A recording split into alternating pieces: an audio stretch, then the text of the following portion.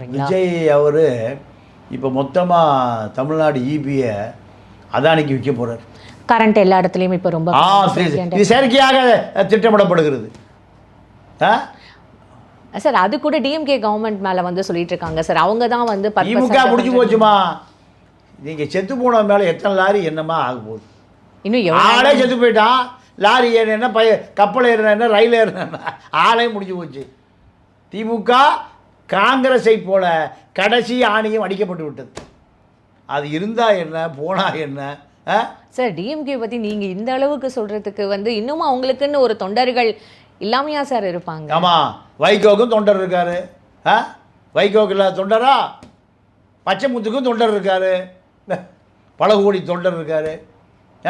சீமானுக்கு தொண்டர் இருக்கார், குண்டர் இருக்கார். முதலமைச்சர் ஆக முடியுமா? நம்ம அந்நியார் பிரேமலதாவுக்கு தொண்டர் இருக்கார், குண்டர் இருக்கார், 1/2% இருக்குது. ஏவா வேலு இருக்கார், 2 பசங்க இருக்குது, கல்யாணம் ஆக போகுது, எல்லாம் இருக்குது. முதலமைச்சர் ஆக முடியுமா? முடியாது.